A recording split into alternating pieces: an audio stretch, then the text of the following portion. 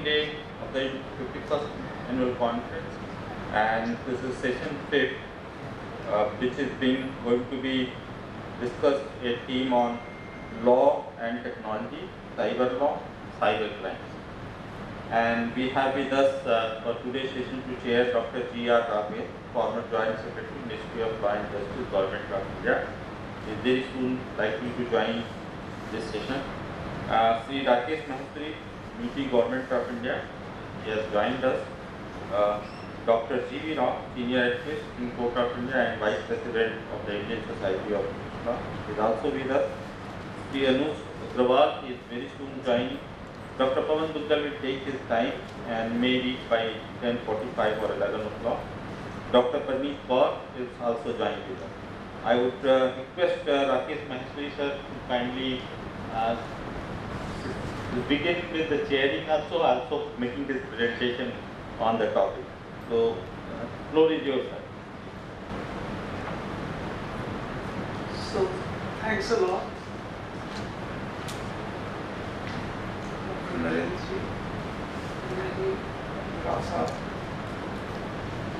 Colleagues and dear participants.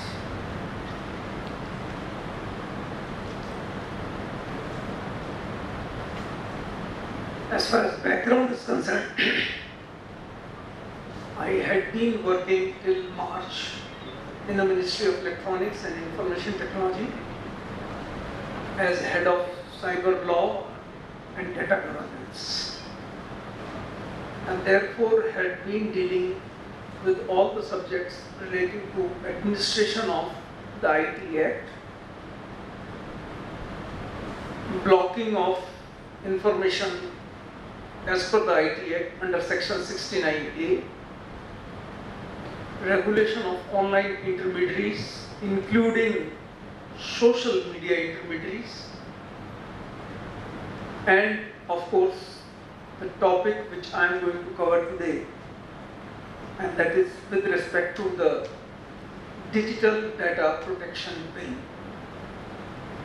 In fact, Digital Data Protection Act, because it has been passed by the Parliament in the recent session and has also been accented by the Honorable President on 11th of August.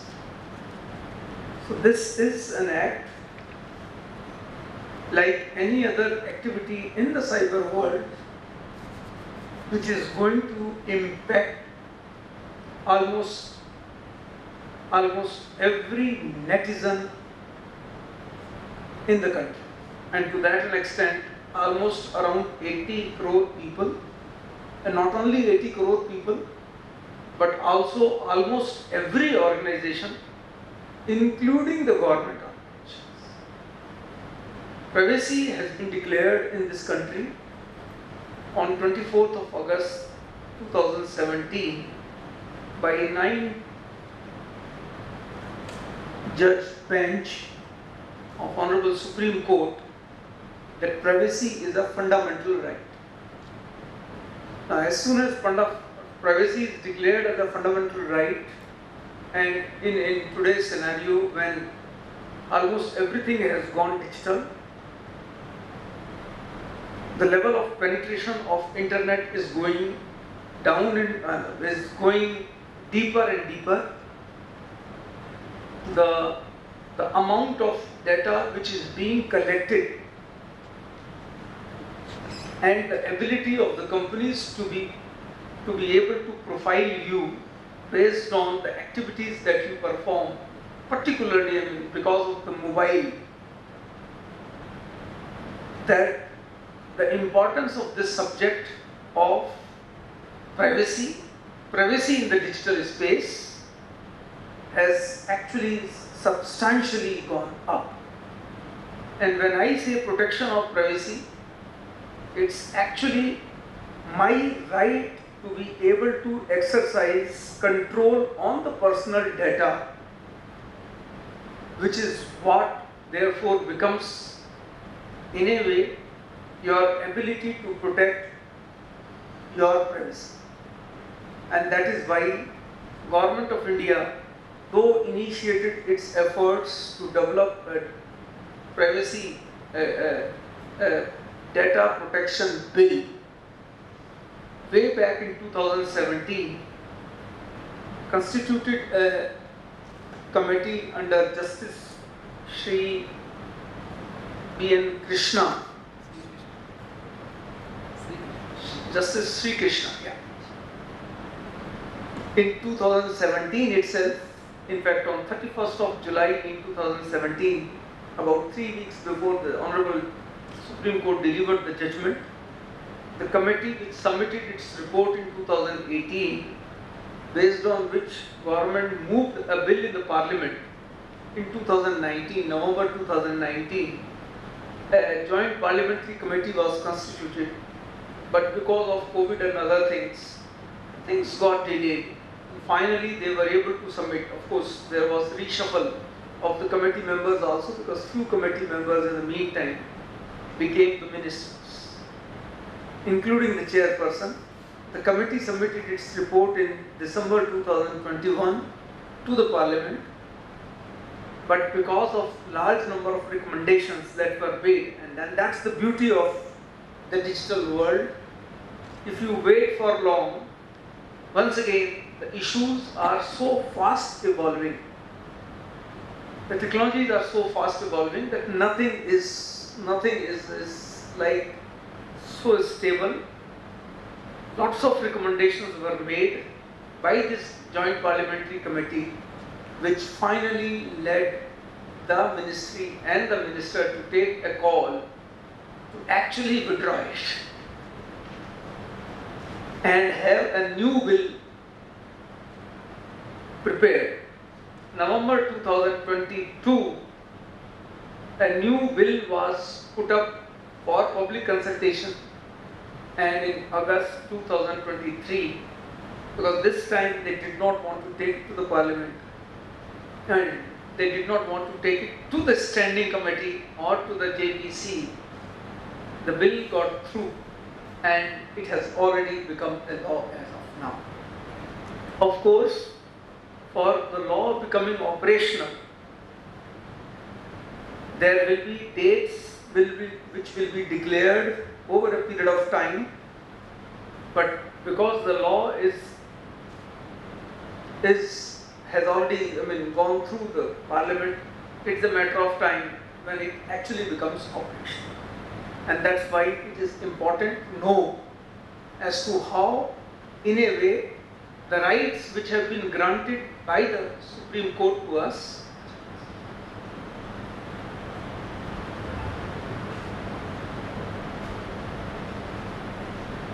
they are honored, and in the process the obligations that are casted on the organizations are fulfilled. So having said so, maybe if you have any specific query, a specific question to be asked, maybe I can just keep it as a parking question before I proceed with my presentation. If you have any questions, maybe, or curiosity, so that I am able to address those points as well while I make the presentation. Yeah.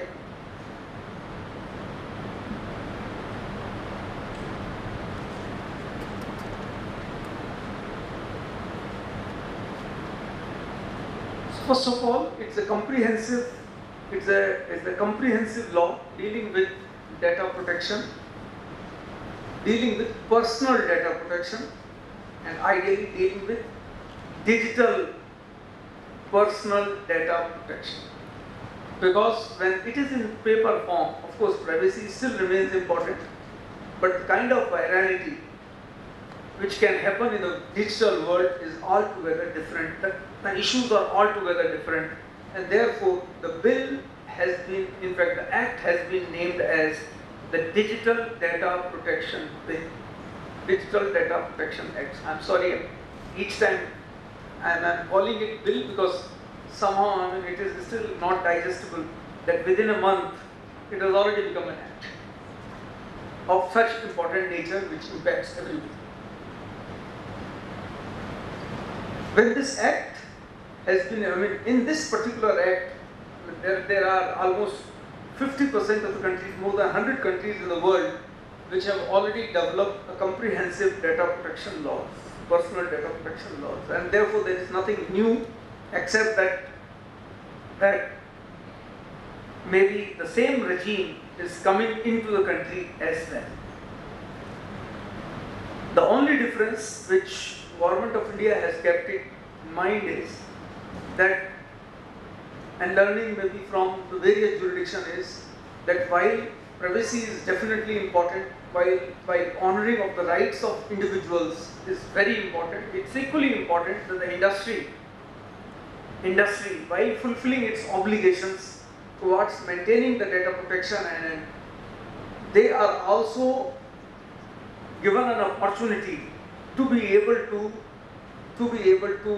grow, to be able to innovate, and therefore the obligations should be proportionate to the kind of activities, the kind of business, the kind of data that you are dealing with. So in a way, this is the law which, while ensuring fulfillment of obligations, also creates an opportunity for the organizations to be able to grow, to be able to prosper, to be able to innovate. Of course, when privacy has been declared as a fundamental right, as I mentioned, that it's not just the responsibility of the private sector, it's not just the responsibility of the organizations, it's also the responsibility of all the government organizations in the country to be able to ensure protection of such personal data which they may be collecting. So the difference between a government organization collecting personal data versus a private organization collecting a personal data is that government may be doing it for the purpose of, maybe say, DBT, maybe for the purpose of providing services, providing various services, licenses, and many other benefits which normally a person should expect from the government. Or maybe there are other services in order to ensure the security of the country, sovereignty, security, and maintenance of public order. Maybe the government, in any case, had been collecting, is actually one of them. If I look at as whole of the government approach, is one single organization which anywhere across the world, of course, collects the maximum amount of personal data. And therefore, obligations have been equally casted on the government as well as the private organizations. The law, of course, will become operational, and we do believe in another 6 months' time, a fully functional, what we say is a data protection board. The law envisages that as part of data governance activities, authority shall be created. This authority has been named as Data Protection Board of India, that this board becomes fully functional, and the board is likely to be online. So as far as possible, the board will function in an online mode. The board will become operational in next 6 months, and as soon as the board becomes operational and as soon as subordinate legislations are in place, we believe in next 9 to 12 months, the law actually comes in full force, becomes fully operational. And to that extent, once again, it is important for the organizations, for the government to understand as to what kind of obligations have been casted upon in the law. Of course, till such time this data protection law comes into picture, we already have in the IT Act, in the present IT Act, there is a section 43A, which deals with protection of sensitive personal information.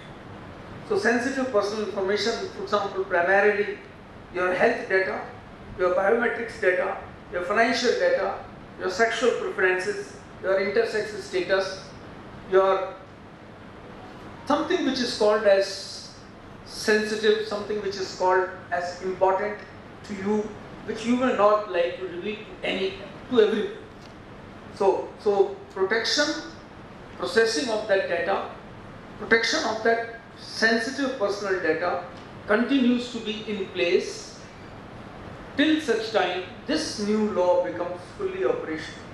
And when I say sensitive personal data, that means as far as this law is concerned, it not only covers the sensitive personal data, it also covers all types of personal data.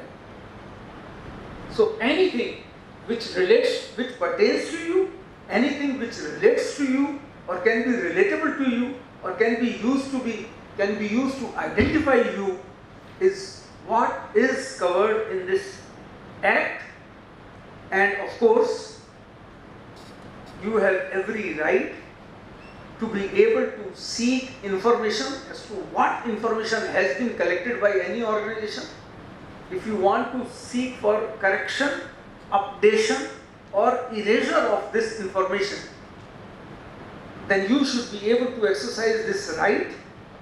You should also be able to maybe approach to a grievance officer to be able to seek certain information. And lastly, maybe if you want a nomination to be done for the personal information that you hold, that you should also be able to nominate a legal guardian to be able to manage your personal information after your death.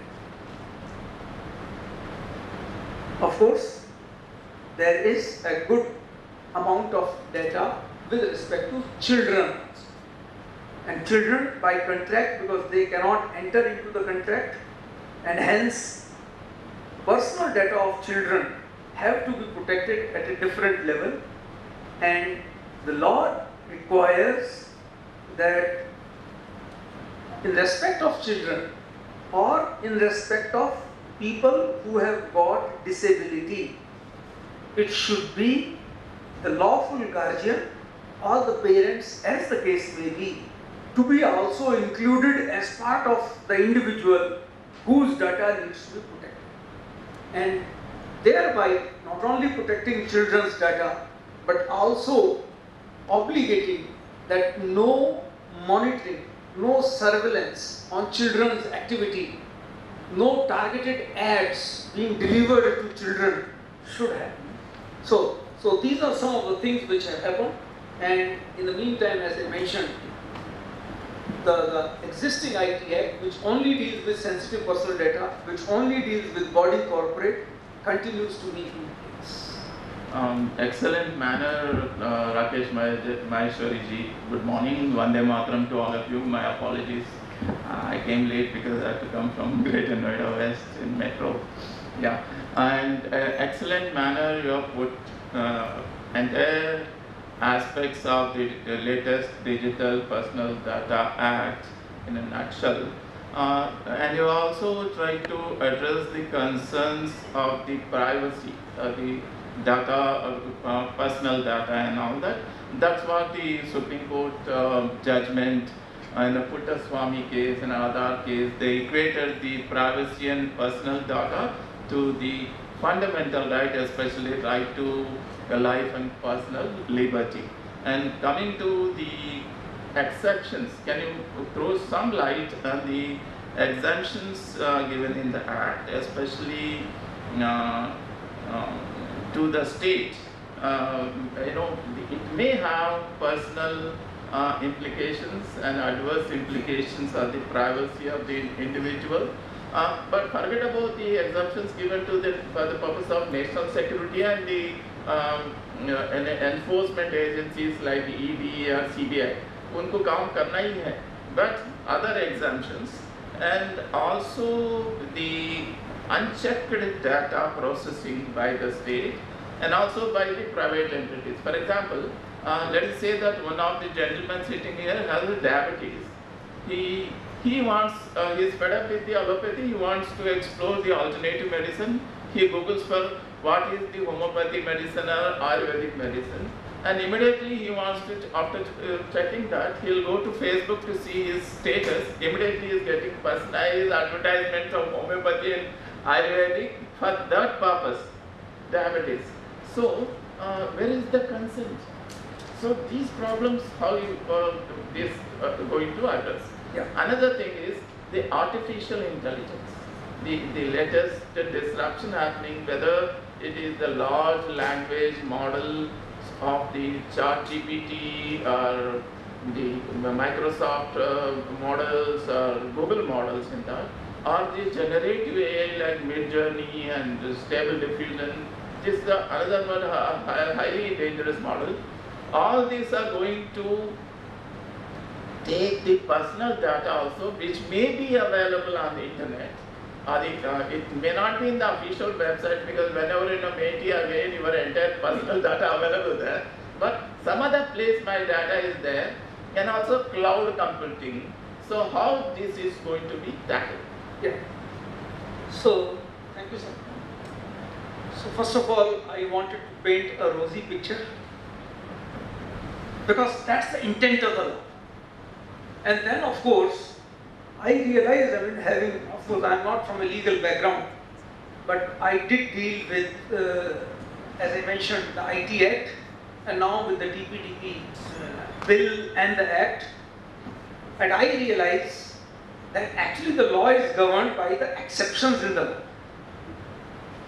So it's very important to know as to what the exceptions are, where the exemptions are, and therefore, whatever we are saying that it is my right to say ensure protection of my personal data, in what cases do we think or have we designed in the law where maybe your opinion may not be taken, or maybe for a lawful purpose, because at the end of the day, government also has to ensure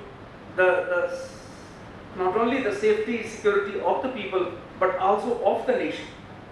That in certain cases, or maybe to protect you from the criminals, that criminals will not have the same kind of right. And that's why it is a fundamental right and not an absolute right. So, taking the advantage of 1901-1902 border, that the government has come out with certain cases which are considered to be the legitimate cases, legitimate exemptions, and of course in certain cases exemptions completely to those organizations like intelligence agencies, working outside the country, like agencies which are central and are looking into the bigger kind of crimes, which can be NIA. Of course, they need to be notified as yet, so it's not really known as to which will be the agency which will be completely exempt, but definitely there is a need that while the rights of the individuals are honored, there should be some exceptions also, legitimate exceptions carved out, not only because the government requires it, but also because there are lots of startups, there are lots of smaller organizations in the private sector which may not be able to fulfill all the obligations. So I'll come into those obligations, and as I mentioned, that the aim is to multifold, wherein protection is equally important, but equally important is the growth of the industry. Innovation must also not suffer. So depending upon the size of the industry, that certain... Yeah, excellent. And a last question, how this act tackles the cross-border issues of data privacy? Yeah. So first of all, I like to mention that the act, while the act is applicable to any organization which is either processing data here in India or processing data outside India but of Indians. So if any organization is, for example, collecting it outside India, processing it outside India, but it actually has the desire to provide goods and services here in India, the act will apply. Extraterritorial in nature. Thank you, Maheshwariji. We'll two, three more minutes, because cross-border also I will take up. So, however, it will not apply, because it's very important to know where it applies and where it doesn't. For domestic data, for personal interactions, and as sir mentioned, about a specific aspect of regenerative AI, because there are many apps which are scraping data today on internet, and data is unfortunately or fortunately available. So from an applicability perspective, it also says that it will not be applicable to something which you yourself have given in an open space. Let's say I put it on social media. So if you have already put your data on social media, or because the government or maybe because of a court order, there is a legitimate requirement of putting certain data into public space, that data is not covered. However, rest every other data, they will have to take consent from the from the person concerned, so that there is a huge amount of restriction which has been placed, and every personal data which is collected as of today, means as the law becomes operational in time to come, will have to be taken and given only through a consent which is explicit, consent which is fair, consent for which a clear purpose is given, consent for which it is also conveyed in your own language, the language that you understand, as to how long the data is going to be retained. And as I mentioned, that the ability of yours to be able to pull out this data, of course, when I say pull out this data, government may not be willing to, erase this data. Government will continue to hold this data. So therefore, there is a distinction which has been carved out between what obligation of a private organization is and what an obligation of an individual organization is. Yeah. And lastly, coming to the cross-border data flow,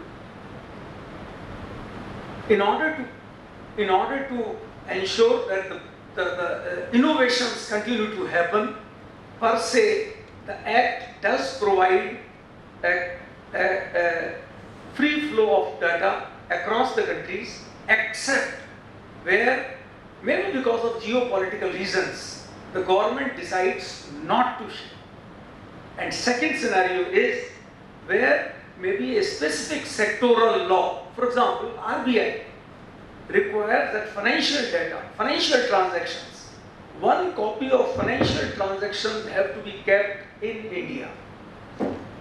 So in such cases where the sectoral law specifies certain restrictions on data movement, that restrictions will continue to be there, barring which, or I'll say barring the geopolitical reasons because of which, if the government has to take a specific call, there is supposed to be a free flow of data. However, the obligations of the purpose should continue to be fulfilled. Wherever data goes is most important. And with this, maybe I like to conclude conveying that a comprehensive data protection mechanism has already become and is going to become fully operational in the country. A data protection board will come into existence in order to have, I'll say, promotion to the business activities. The whole aim is that no criminal penalties. However, financial penalties have been envisaged. Financial penalties going up to 250 crores. Whether it is government or private, everybody has to secure the data, the responsibility of securing the data, and therefore reasonable cyber security or reasonable information security is expected from across the board. It is equally important that if and when there is a data breach, the board is informed of the data breach, the individual impacted are informed of the data breach, and of course the consent framework, any of these non-compliance can result into penalties ranging from to 50 crores to 250 crores. Of course, there is an obligation casted obligation casted on the user also, that the user should be able to provide the right information if they are seeking for the right resolution. So some duties have also been casted. Yes. Yeah. Thank you. Thanks a lot, Maheshwari ji. And now we'll move to the next. No, questions we'll keep it late. let the panel continue. We'll get back to the questions. Yeah, good, thank you. Now, thanks. Give a big hand to Rakesh Maheshwari ji. Now, the latest news since a couple of days is one nation, one election. Prime Minister has constituted 8-member committee headed by Sri Ramnath Kovind, the former President of India. It is on the back of the mind. At the moment election comes, one great name comes to my mind, that is Sri G.V. Krishnamurthy Garu. I can say the Padma Sri G.V. Krishnamurthy Garu. His son is right sitting next to me. Sri G.V. Rao Garu is a senior advocate in the Supreme Court and well-known face, and one of the leading cyber law experts in India. So I would request him to give a brief talk on the major issues, contemporary issues in the cyber law, and how that need to be addressed.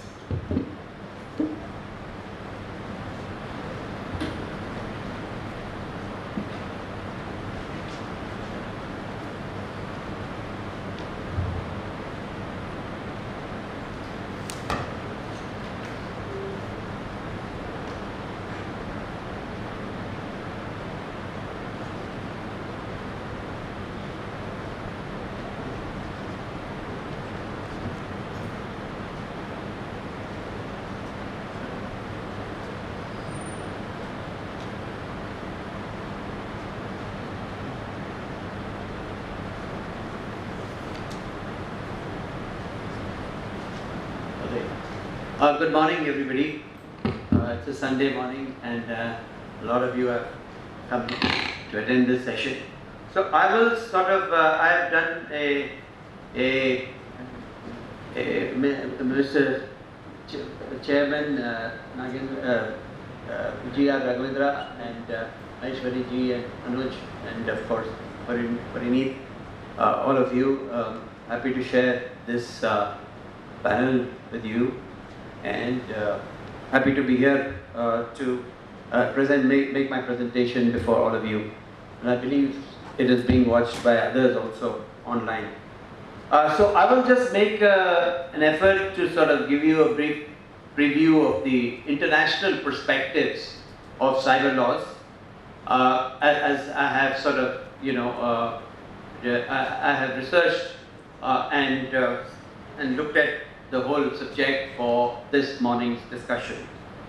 One of the very eminent professors, Professor Solange Geronauti, who's from the University of Lausanne, he said in the World Summit on Information, on the Information Society Forum on 15th May 2012, this was at the ITU, as you know, the International Telecommunication Union is one of the key organizations dealing with all of this. Global Cybersecurity Agenda, a framework for international cooperation in cybersecurity, was the first international initiative to consider cybersecurity from a global perspective, that is considering the legal, technical and procedural aspects, and considering organizational structures, capacity building and international cooperation.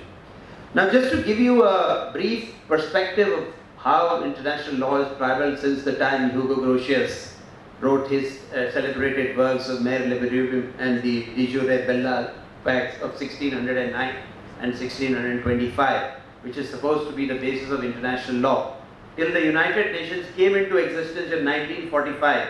Then 51 member countries, or the founding member countries, signed that the UN Charter, was 350 years.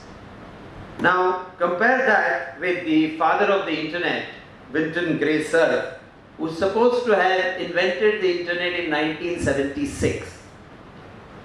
So by the year 2000, between 95 and 2000, almost the entire world was connected through the WWW, the World Wide Web. In 25 years was what Winton Gray Cerf did by the invention of internet, was what Hugo Grotius achieved in uniting the world in 350 years. So you can just imagine the exponential growth and the importance of cyberspace in connecting the world and creating a new legal order. It just happened in 25 years. And to give you some more perspectives, today cyberspace controls outer space. We recently saw Chandrayaan 3, which landed on the moon, and with our, witnessed it live, and we become the 4th nation in the world to land a vehicle on the moon, and the first one to land it on the south side. So you can imagine what is the great importance and how we have grown. And apart from that, not to mention the 104 satellites ISRO has launched recently, to making us one of the premier persons in the space program, and all of this we could have achieved by only cyberspace. Now giving you some other kind of, I'm sorry, I'm not sort of, next slide, up, is that how it goes? The next slide, just tell me how to do this.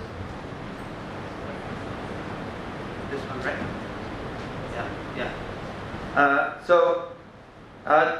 To give you another perspective, the global e-commerce, which is just online business, is market size is $6.3 trillion, which is more than the GDP of Italy, Canada and Brazil, the last of the top 3 economies in the world. And the IT industry of India in the latest is $245 billion, which is higher than 125 nations in the world. After 52nd nation, all economies are less than $245 billion GDP in terms of GDP. So the magnitude of what cyberspace and IT is doing is so phenomenal. Now, thereafter, the most important things is I would just like to briefly outline the 10 top cyber attacks in the world, which just jammed the whole global networks, to show you the importance of what cyberspace and cyber soil is. The Melissa virus in 1999, we are talking just when the internet started exploring, it went and jammed the Microsoft Word program, and it costed $80 million. The NASA cyber attack again in 1999 created NASA by a 15-year-old boy. It led to 1.7 million downloads worldwide.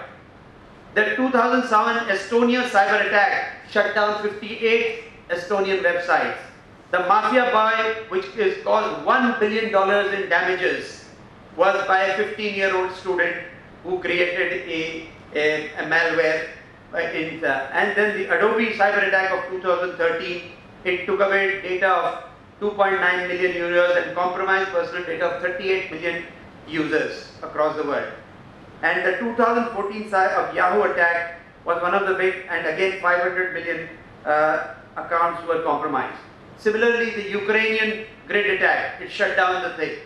And in the WannaCry ransomware cyber attack of 2017, 200,000 computers over 150 countries were brought to a completely jam, and they were destroyed. A cyber attack of Marriott hotels of 218, it took away it cost loss of 18.4 million pounds, and it compromised 339 million guests across the world. And there was the biggest password leak here in 2021. Compilation of 8.4 billion passwords were taken away. So, if this is not the realm in which international law should govern, which can it be? It is truly international by any stretch of imagination. Now, what do we have when we talk of what are the main issues before us? Of course, the meaning, which I will just come to, international legal framework of cyber laws, the key principles, existing challenges on international law and governance, major cybersecurity challenges, future trends and developments, possible areas of focus for international cyber law development. These are the briefly which I would like to touch. Cyber law, as you know, applies to the internet related technologies, because there are not just computers we're talking about smartphones, we're talking about all kinds of devices that operate on the Internet of Things. Cyber is the area law that deals with the Internet's relationship to technological and electronic elements, including computer software, hardware, information systems, and cyber laws prevents to reduce large-scale damage from cyber criminal activities, information access, privacy, and nuances of communication. So we are talking about even damage and destruction to satellites. I did one of the biggest satellite cases, communication cases where intellectual property was involved in Delhi Airport. So I am aware of the functioning of satellite technology.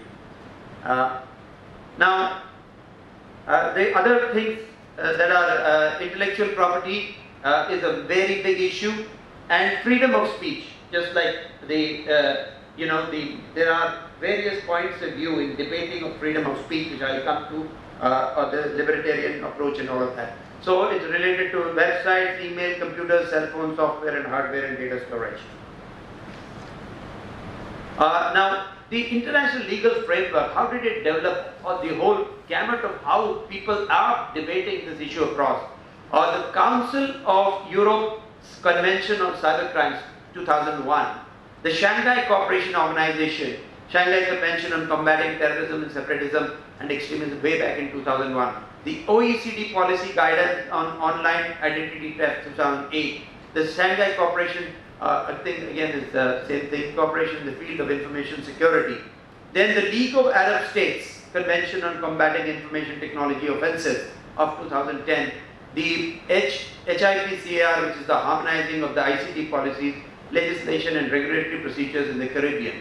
The European Union Directive on Attacks Against Information Systems, 2013. It's all developing as we come till 2018. The UNODC, Professor Jairaj and we held one event here of UNODC, expert group, comprehensive study on cybercrime, 2013. African Union and African Union Convention on Cybersecurity and Personal Data Protection, 2014. The Commonwealth Report of the Working Group of Experts on Cybercrime, 2014. So almost 125 countries have signed or ratified one or more cybercrime instruments, having resulted in fragmentation and diversity at the international level. So we are looking at practically every region, every country in the globe as debating their involvement, their being, of course, as we speak, Pawan Duggal, my good friend Dr. Pawan Duggal, has just arrived, the leading foremost expert in cyber law in India. Now, as all of this has happened at various levels across the globe, it has led to the United Nations coming into and grappling this issue at a UN level. So we have the International Telecommunication Union, the UN General Assembly recognized it in 2001 that to have for a multi-phase World Summit on Information Technology, which is known as WISS, and asked the ITU to take lead in coordinating it. So the International Telecommunication Union and the ICANN, which is assigning of the internet protocols, etc., together are one of the leading organizations which are helping us to make a robust multi-stakeholder participation in these events. The World Summit on Information Society Forum had meetings in Geneva in 2003, Tunis in 2005, and gave the International Telecommunication Union mandate to launch the Global Cybersecurity Agenda way back in 2007 as a framework for international cooperation to promote cybersecurity and enhance confidence in the security information. Now, we had in 2015, which is very recent, just about 8 years ago, the 30th UN Congress on Crime Prevention and Criminal Justice, which was organized in Doha, Qatar. And a special interest is the Doha Declaration, Article 9B18, approved by the Commission on Crime Prevention and Criminal Justice, the 24th session, May 18, 22, 2015. Article 9B included as follows: to create a secure and resilient cyber environment, to prevent and counter criminal activities carried out over the internet, to strengthen law enforcement cooperation at the national and international levels, to enhance the security of computer networks and protect the integrity of relevant infrastructure, to endeavor to provide long-term technical assistance and capacity building to strengthen the ability of national authorities to deal with cybercrime. If all of you who are having woken up on a Sunday, read the newspapers today, in the US, a Supreme Court, Indian Supreme Court website has been created, which for which the case has been registered yesterday, and they were doing all kinds of things, phishing, spreading wrong information. That is the extent to which cybercrime is going these days. Now, what are the key principles of the cyber laws? The principle of sovereignty and the principle, non-intervention principle. With sovereignty, essentially every country, if there is a cyber attack that takes place from its citizens or some such thing, anything happens, the country reserves its rights and has sovereign rights under international law to deal with that issue. But how should a country where which is affected, where computer systems are affected, how should they deal with? In Pulwama, after the Pulwama attack, when there were terrorist organizations across the border, we in India took our international law rights and went and attacked those terrorist camps. Can some such thing be done in case of a cyber attack which jams power systems, which interferes with elections, and so on and so forth? So the two opposing views, the key principle of sovereignty and the non-intervention are both sides of it, and there is debate on both sides. And there was a case in the Nicaragua case by the International Court of Justice, which will provide useful guidance, especially in cyber space. I don't want to go too much detail into that. Then the question of coercion is another of the principles. Whether, again, which was dealt with in the Nicaragua case, can a country be coerced to do something or prevented of doing something in case of cyber attacks? And many cases, North Korea, etc., Iran are countries where some of these things place, and they sort of they say that we cannot be coerced to do anything. We are above international law, perhaps. The relationship is there is a relationship, the mid part between sovereignty and non-intervention principle, which is being ironed out, and it is being elaborated in different cases. In fact, I will come to that, where they have said that it could be brought under the aegis and jurisdiction of the Rome Statute, where cyber terrorism can also be adjudicated upon on an international stage, and that I will just allude to that. So what are the existing challenges in this thing? We have arbitration, we have some legal instruments, there is some jurisprudence that is evolving. In fact, we are in a very, very vague and nebulous state in terms of international response to cybercrime and violation of cyber law. And recently, there's been a great shift from what is known as the GAFA, Google, Apple, Facebook, Amazon, the big giants and leaders who sort of assert themselves for the independence of the cyber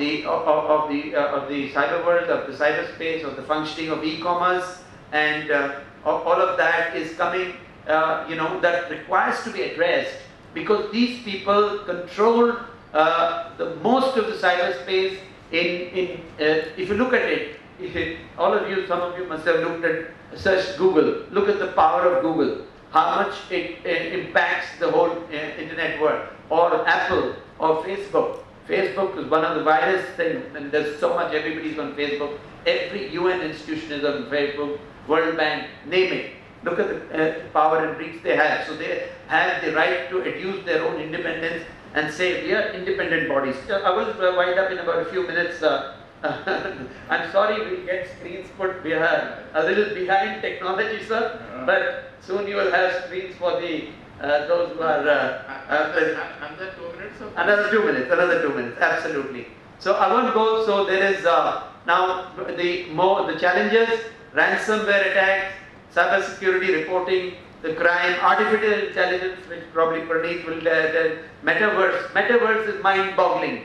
It's a whole new world. You can buy property. You can do. It's unimaginable what metaverse is doing. It's creating a parallel world to the world here in every sphere. It is impossible to. It's like going through a what do you call those games that you have? What games are they called? Virtual reality games. It's like that, and it is got legitimacy and in the world. The metaverse is getting legitimacy in the world. and then blockchain technology, side of crypto assets. Pawan may tell us about cryptocurrency. Then the internet jurisdiction and internet thing of things there. Now darknet. Darknet is even more mind-blowing. Darknet is completely, you cannot touch it, you cannot access, and all. Recently many young boys and young committed suicide because of certain challenges on the darknet. So that is dungeons and deeper beyond all kinds of reach. That is, so then we have the global cooperation on challenges, which is the international law with the OECD working group. It concluded in mandate in 2020. There are rules, norms, etc. Future development, growth of data economy, intermediary libraries, norms of behavior in cyberspace, quantum computing, data protection laws, which we've just initiated, and Mr. Maheshwari has told us, and that is a very important document. All of you must look at it. Then work firm home legalities and cyber sovereignty. Then there are other developments which are happening, but I would just come to my conclusion, sir. You can see that. I would like to. There were two great cyber security experts in the world. The first, I started with Professor Solange Gernauty and Judge Stein Skolberg. They both sort of worked together in many projects, and he has prepared in 2013, and it's in circulation and debate and must be implemented. I personally believe at the earliest, that is the draft United Nations Treaty on International Criminal Court or Tribunal for Cyberspace.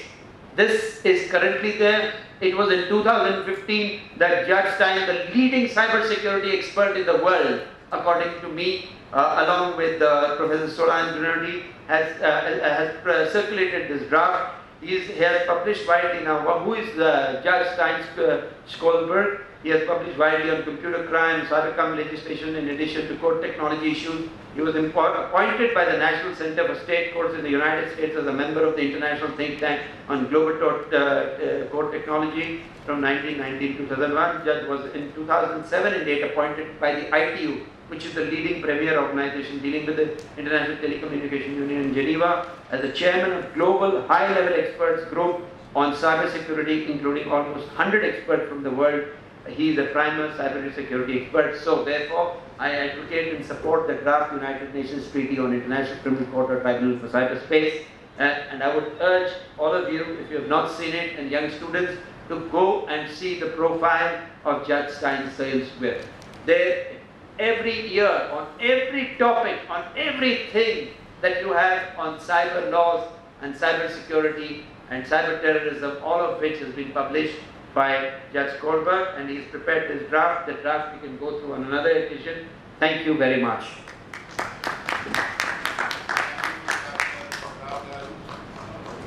Excellent overview of cyber law and international perspective, especially really you've given a lot of information to students. A lot of Information to students and everyone. Thanks a lot. And we have in fact a battery of cyber law experts here. Now I move on to Sri Anuj Agarwalji. Just now Maheshwari ji has spoken about the latest Digital Data Protection Act. Now he will be focusing on the cyber crime and any impact on this future cyber crime based on this law, any interconnection between the controlling the cyber crime, or whether it is going to expand with the Digital Data Protection Act, which has become effective recently. Thank you. Good morning. Namaskar. Relax. I don't have a PPT, so I'm not going to torture you. Thank you, ISIL Chair Shri Raghavendra ji, Dr. Rao, Dr. Barni, हमारे अपने जुगल साहब और राकेश महeshwari जी, वो हमारे ज़्यादा अपने हैं क्योंकि हम उनके जूनियर हैं।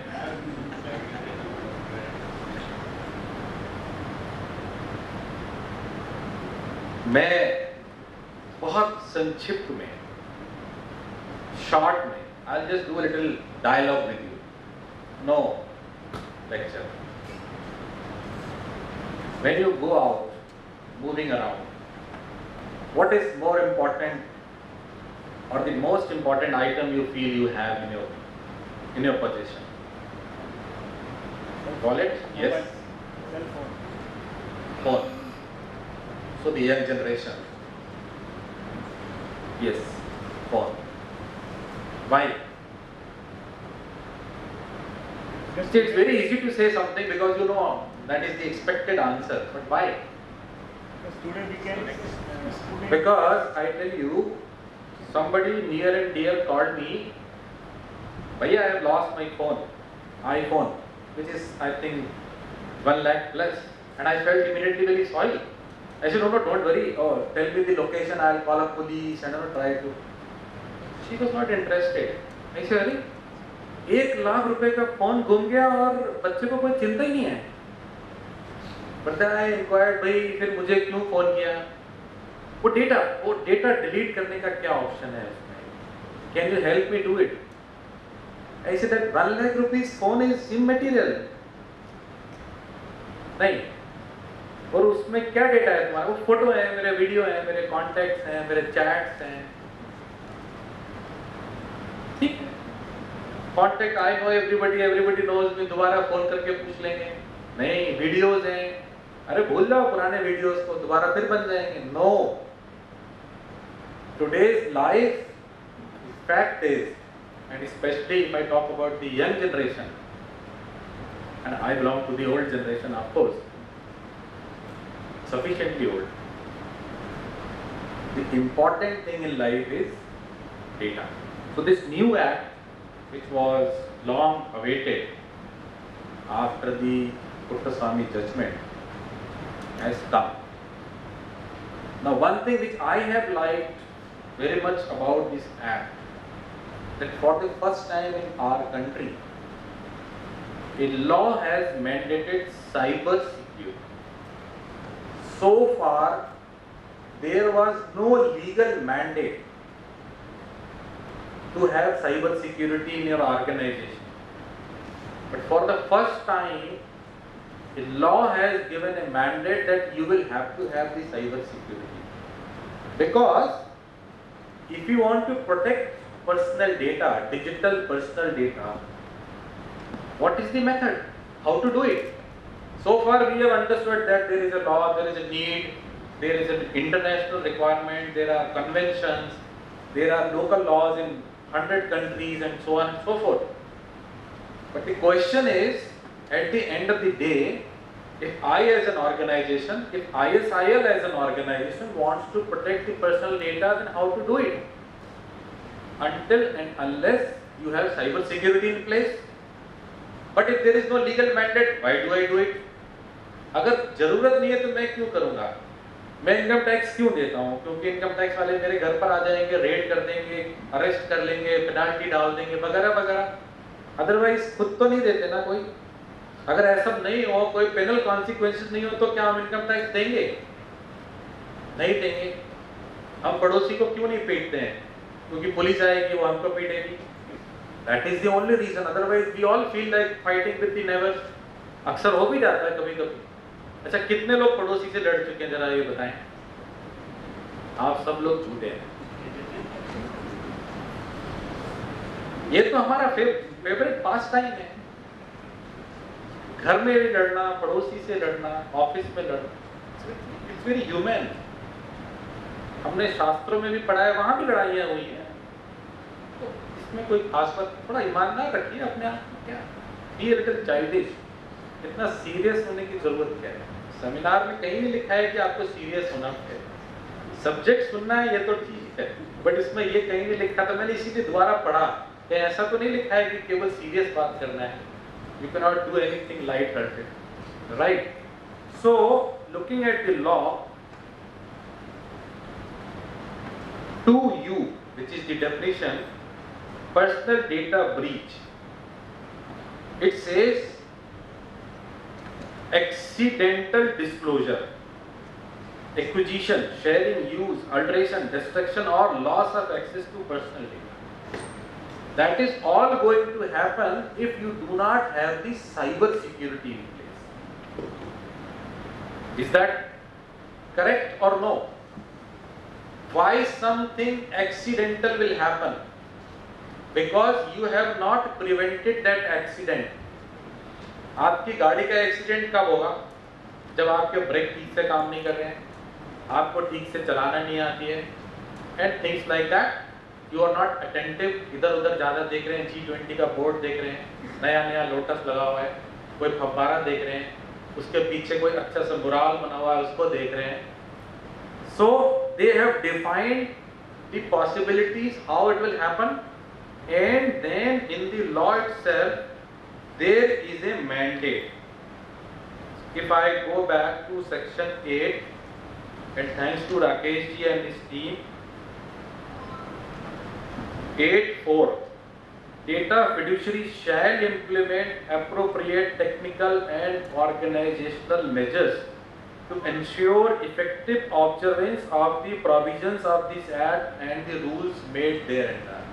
So now there is a legal mandate.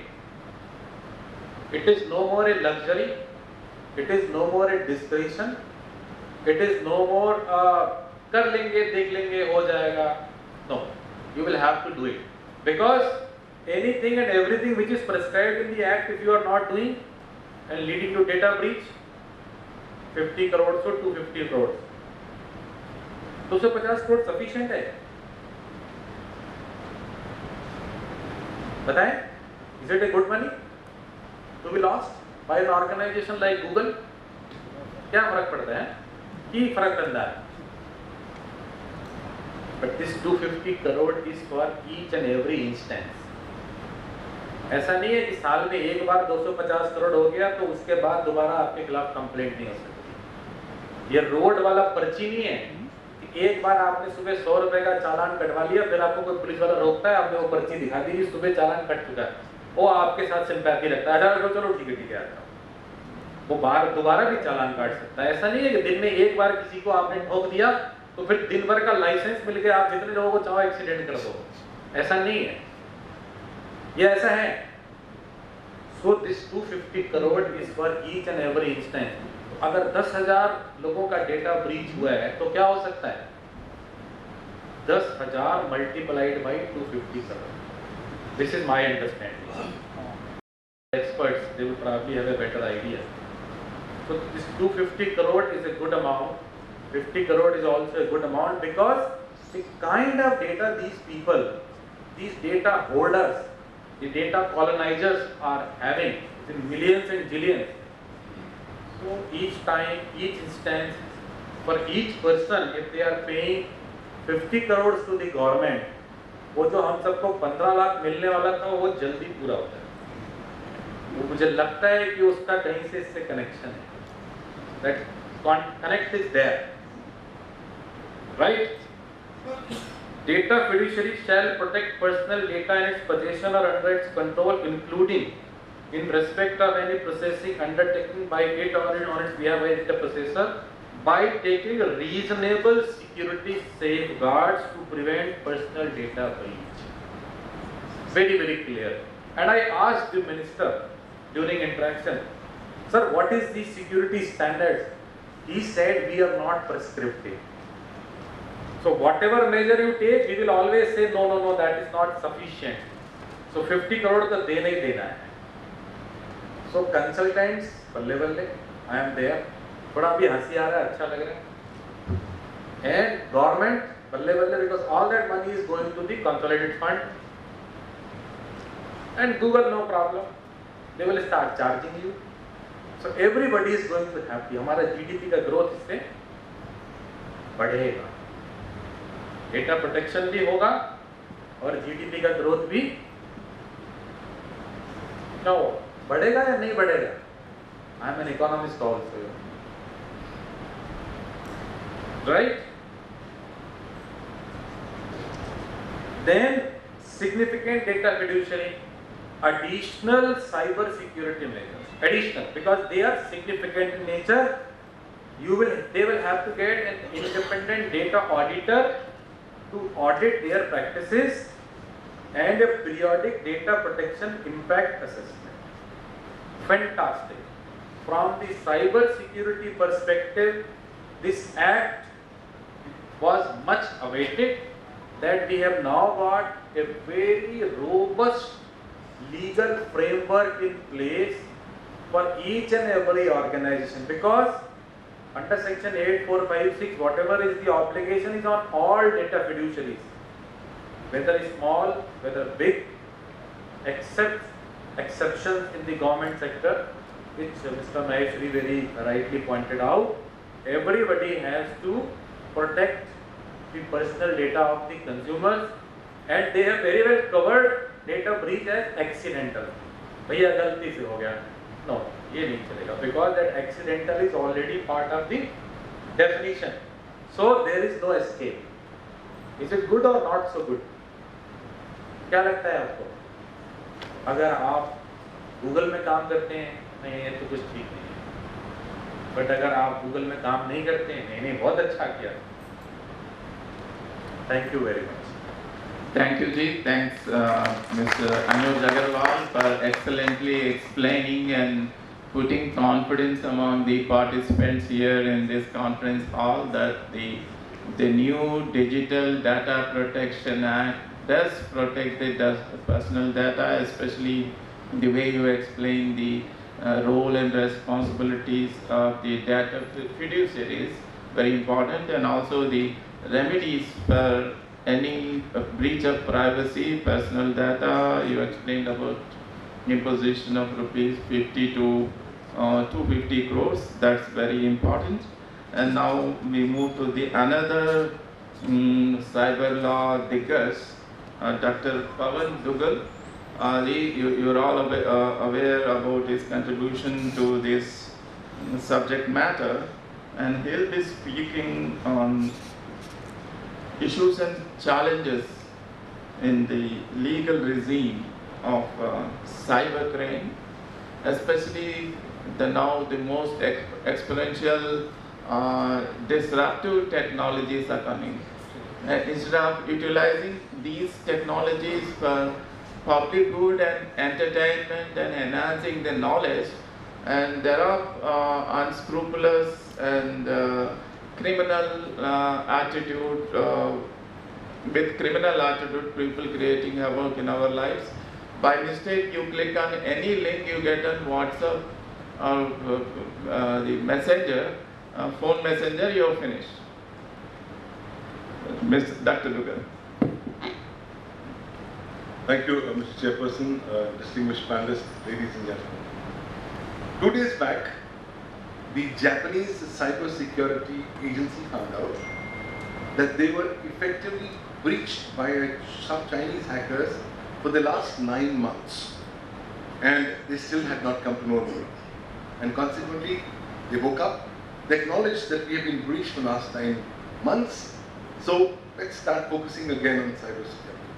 So I thought when I was talking about cybercrime issues, let me see what I see on the horizon.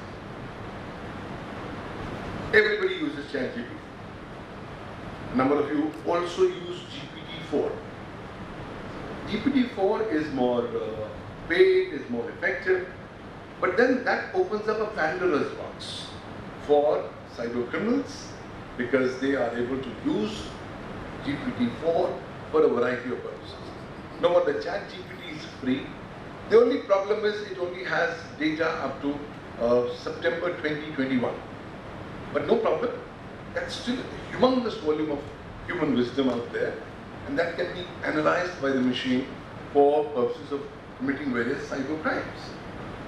And more so when you go onto the dark net, what Dr. Rao mentioned. When you go onto the corridors, the past says that today cybercrime as a service powered by artificial intelligence is now the de facto norm of the day. So in a scenario like this, I think we have to be now prepared that not only ChatGPT can prepare the most sophisticated malware, which existing anti-malware products are not able to identify, but also new kinds of cyber crimes and cyber variants. In fact, Chinese people have been finding that their hackers are extremely fertile, productive, and have been specifically hacking not just state actors but non-state actors as well. Look at this particular slide and it tells us that, well, India is seeing a massive increase in cyber crimes. That comes in as no surprise because post-COVID, we are now seeing a surge in cybercrime activities. And now almost all of us are using generative AI. How many of you have not used ChatGPT? Please raise your hands. I'm actually surprised. Thank you. So majority of the people have not used ChatGPT. So this is a more intelligent, more well-reasoned group for the very simple reason ChatGPT is like an adult toy. You are using it, use it with care, otherwise the propensity is going to be bad. Imagine two lawyers in the US were supposed to file a written arguments before a US court and they didn't have time. So they went to ChatGPT and specifically told ChatGPT, please draft my written arguments. No problem, ChatGPT drafted the written arguments. And on top of it, ChatGPT also gave a number of US precedents and case laws. The lawyers again asked ChatGPT, you've given me 7 cases, I hope they're accurate. ChatGPT said, yes, they're 100% accurate, please go ahead. So the lawyers, without any further due diligence, cut, copy, pasted the output and produced it in a court of law. And then the court found that they were facing an unprecedented situation. Why? Because none of the 7 cases that ChatGPT had actually mentioned were existing. They were all fake, fabricated, forged. And consequently, debarment proceedings against the lawyers were started. They were lucky, they just got away with a $5,000 fine. But that's now the new scenario. I go to the smaller kasbahs in Mofussil towns, and I came across a case where a normal MBBS doctor in a Mofussil town is now using ChatGPT for purposes of querying the victims of the symptoms of his patients and getting answers of the salts that he should prescribe. And he's prescribing that same, without thinking again whether that's going to open up a Pandora's box of legal issues or not. But the fact is, when I look at global level, FBI is concerned about growing cyber crimes for the very simple reason we are still not very adequate to deal with this. If I was to make cybercrime as a country, it will become the 3rd biggest country in the world. No wonder, everywhere I find one key parameter, 360 degrees. Cybercrime everywhere, nowhere to go. And that being so, I think we need to introspect. So when the AIMS attack took place, imagine data of 4 crore Indians, the most powerful Indians, the judges of the courts, the politicians, the bureaucrats, all data was stolen. And this morning, all the data is still available for sale onto the dark net. So the fact remains is that when you are receiving a call from an unknown number, and you pick up the call because we don't want to miss, right? Fear of missing out is so important. We often become a victim of cyber crimes. Number of these calls straight away trigger malware or a contaminant into your system, and all your data then either gets corrupted or gets stolen as we go forward. So in this case, 4.5 crore rupees is what this woman gave as a result of duping on Skype before she woke up from a deep slumber and reported the entire matter. Kerala police has been very active. They recently arrested about a number of dozen odd people who were engaged in the cyber pornography specifically, but into children at large. But this is classic. This happened massively during COVID times. A person crashes into a Zoom class of a teacher and then abuses the teacher and then walks away. And of course, a case gets registered, but nothing much happens. But there's no denying the fact that cyberbullying is a predominant phenomenon in India. 9 out of 10 adults admit that they have been cyberbullied.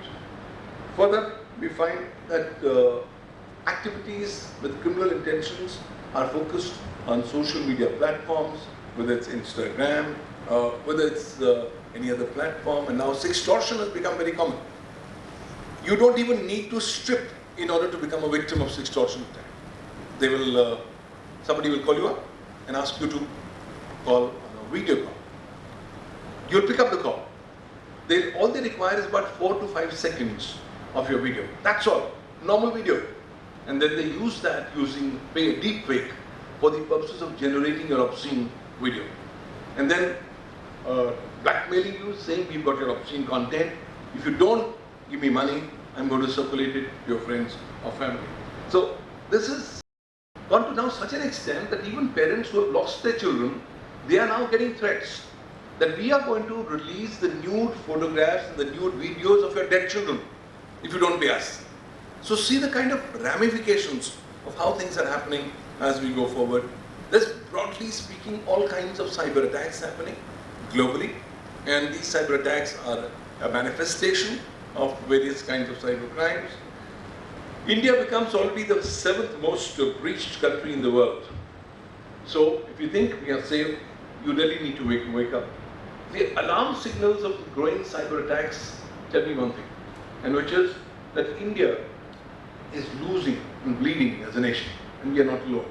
The world last year lost more than $6 trillion to cybercrime. This year, by the end of 2023, we should be losing more than $8 trillion thanks to cybercrime. So, where do we stand? I think we have to wake up to realize that we have now entered the golden age of cybercrime. This golden age of cybercrime began with the advent of COVID-19, and it's going to be now continuing for the next many decades. So, choices is either you become a victim of cybercrime or you start taking actions to avoid becoming victims of cybercrimes. Broadly speaking, when I look at cybercrime as a definition, it's very clear. Almost any activity that any person does, either using the internet or targeting the internet with a criminal intention, becomes a cybercrime. Of course, today, the definition of cybercrime has massively increased to include any crime done using computer systems, computer networks, and communication devices. So, 20 years back, when we were talking about this classification of cybercrimes into cybercrimes against property, cybercrimes against nations, and cybercrime against persons, we thought that's going to be sufficient. We were not sufficient. A new category has arrived, which is now social media crimes, and a much more newer variant is now the AI crimes that have begun to start coming in. Social media, the problem is India is going through a new revolution. I call it the Great Indian Vomiting Revolution. Indians are vomiting data about their personal, professional, social lives on the internet without thinking about the ramifications of this regard. So a lot of cybercrimes can come across. It can be data breach, it can be loss of data, stealing of data, demolition of value and utility, denial of service attack, distributed denial of service attack, the list goes on. But I think in the Indian context, let's realize one thing. Indian mind in certain areas of our country is very sadistic. We love to take sadistic pleasure. So in India we have the concept of Tumhara band bajayenge. So some of this Tumhara band bajayenge gets translated into a criminal mindset. So cyberbullying, cyber trolling, cyber harassment, cyber nuisance become manifestations in this regard as such. But the fact is that alone is not sufficient. I think anywhere and everywhere around us we see cyber crimes. Another misconception. People believe, why am I important? I'm a normal person. So how can I ever become a victim of cybercrime? I think that's a mistaken notion. The fact remains is anybody and everybody today can become a victim of cybercrime. First it was Jamtara, then Jamtara got dwarfed, Nu came out. Nu has now become the cybercrime capital of the country. And despite the so-called communal violence, the cybercrime economy in Nu continues to flourish at a phenomenal level. But then that's not sufficient. Now the new crimes that are coming in is artificial intelligence crimes, where you direct artificial intelligence algorithm to commit cyber crimes. And most of the time, the existing language models are trained to deny you an answer. But if you use prompt command engineering, you are going to go ahead and force the algorithm to not just give you the latest, the most innovative kind of cyber crimes, but also to give you assistance in committing of those crimes as such. Well, while these are the negative aspects of AI and cybercrime, the positive is that AI can actually predict a crime from happening 1 week prior to the incident. Now that's where we are currently leading up to, and the law enforcement agencies need to look at these positive areas of AI as we go forward. Well, a new case is coming, and I want to share this case with you. Parents have sent their children to school, their child to school. At about 10:30 in the morning, both the parents get a call. The child on the phone is crying, saying that they have kidnapped me. Please save me. And then the kidnappers say, we have kidnapped your child. Please give us this amount of money in the next 10 minutes. Otherwise, in the 15th minute, we will execute your child. 10 minutes is all that is sufficient for the couple to go into panic and finally agree to pay that amount of money, which they pay. And then they are again made to talk with the child. The child says, I'm safe. Daddy, please come and pick me up. So they are given a location, they're going to the location. At that time, the parents realize, let's at least call up the principal of the school. Tell them that other school students could also be in danger. They call up the principal. The principal says, what are you talking? The child has been with us since morning in the school. He's nowhere to go. So this is a new case where they have gone into virtual kidnapping using deep fakes. They were able to get the voice samples of the boy, and using deep fake technology, they were able to generate these so-called panic audios and were able to generate money and then walk away. Now that's a new area of crime that we talk about. Dr. Rao talked about metaverse. I think that's a fascinating area, but metaverse is beginning to have a lot of cybercrime as well. One of our clients had a problem. One of our clients had a female avatar of the metaverse. On the metaverse, I can't go directly, I have to have an avatar of mine. So they had a female avatar on the metaverse.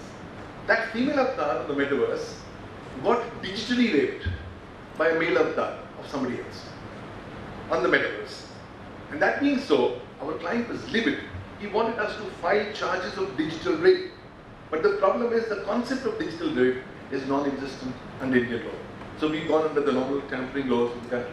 But I think trying to hijack your avatar on metaverse, trying to do activities which would demolish your virtual properties on metaverse are the new crimes that we talk about. On top of it, we now have the Internet of Things, which are now being used both for committing cyber crimes and also for the purposes of perpetuating criminal intentions.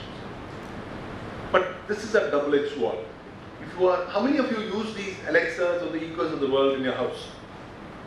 Just one. Okay. I'll tell you, most of the Indians have this fact fixation. We see these advertisements on television where you say, Asha Postli ka gana sunao, Asha Postli ka gana aa jata hai. Then you say, give me the weather, and the weather is given. Most of the Indians, surveys found out, actually place their IoT devices not into their drawing rooms, but in their bedrooms. For a variety of reasons. Without realizing that these devices are constantly hearing you. So in a case that I recently did, there was a couple, 4 years into marriage, they were fighting, one day coming out of the party, and about late in the night, fighting, both of them dropped dead and fell asleep. At 4 in the morning, the wife wakes up. She's seething with anger against the husband. She goes to the kitchen, takes a kitchen knife, comes and cuts the private part of the husband. And while she's doing that, she's talking like a mad woman. You did this to me, you did this to me, and that's why I'm punishing you. Little did she realize that when now the police would come in, they would find this IoT device, and the IoT device is the complete recording of whatever she said at the time when she did regards to it. So it's a double-edged sword. You just can't predict what things are happening. But now with the Internet of Behavior coming in, cybercrimes targeted against you will be phenomenally far more sophisticated and far more advanced. Darknet will continue to haunt law enforcement agencies because nobody has today been able to completely penetrate into the darknet. We still don't have ways and mechanisms on how to prevent 2 minutes. Cybercrime on the darknet. Thank you, Dr. Rao. Blockchain is emerging as a technology, fantastic growth maturity, but massive increase of cybercrimes on blockchain. Needless to say, a lot of crimes that is happening on crypto assets and cryptocurrencies. Because crypto can be stolen from your wallet, and then you are gone and you have no effective remedy as you go forward. I think edge security is now beginning to have another problem in the ecosystem because people are now connecting onto corporate networks using their own devices. But these devices are not secure. So consequently, edge security crimes are coming up in a big manner. Web 3.0 is evolving, but it's also becoming a new hub of new cybercrime activity as we go forward. Ransomware continues to become the king, the undisputed king. Every 11 seconds, one company in India becomes a victim of a ransomware attack. So this ecosystem, I think cybercrime is everywhere. Most of the cyber criminals have transmigrated to the dark net, and there they are using the anonymity of the dark net for the purposes of hiding from law enforcement agencies and using cybercrime as a service powered by artificial intelligence. I think I'd like to just close by saying it's a new age that we have begun. Post-COVID-19, a new cyber world order has begun evolving. And in this new cyber world order, three things are going to be crucial for our day-to-day lives. Number one, states will become very powerful, and states are coming up with new laws to make themselves more powerful. Further, cybercrime will be a daily phenomenon. And number three, cybersecurity breaches will be a constant companion. So I think these are what the paradigms that are currently happening. Ultimately, there is no golden bullet. You will have to go ahead and empower people at large, because without capacity building, without awareness, we will not be able to effectively go ahead and fight these challenges of cyber crimes, more so from a country standpoint, where now cyber crimes are being targeted against the cyber sovereignty of countries per se. So I think good things. You already have the cybercrime.gov.in. Please go and report. You already have the national portal, the National Cybercrime Helpline, 1930. Please go ahead and report. But ultimately, please go ahead and create more capacities, empower yourselves, because everybody at every stage requires empowerment, right up to judges of the International Court of Justice, whom I trained a couple of years back, also require the training in cyber law and cyber security. I have a platform called cyberlawuniversity.com, where I offer 37 courses online. And I started it as an experiment. I said, who would be interested in cyber law? I was surprised. In the last 5 years, we got more than 28,500 professionals from 174 countries, speaking 53 national languages, who've done these courses. One figures to tell us that capacity building and self-improvement will have to be the mantra as we go forward. Cybercrime is not going away. You will have to keep it as an integral component of your life. Just try to be more secure, more cyber resilient, and more cyber focused as we go forward in this particular direction. At the end of the day, don't blame anyone. Everybody is under attack. एक serial है जो OTT में आता है, जिसमें क्या कहता है, सबका नंबर आएगा. So let's realize सबका नंबर आएगा, no problem. However, the question is कि जब हमारा नंबर आए, तब at least हमको नुकसान कम से कम पहुंचे. That will be what. Thank you, ladies and gentlemen. Thanks, Dr. Pawan Dugalji, for excellent talk on the cybercrime and cybersecurity issues in this age of exponential disruptive technologies. You covered various technologies, how they impact on the cybercrime and cybersecurity, like artificial intelligence, metaverse, cryptography, and finally IoT and other issues. Thanks a lot for giving a lot of information. Now we move to the next panelist, Dr. Parinit Gaul, Assistant Professor in ISIL. She'll be speaking on artificial intelligence and copyright law, changing a new creative landscape.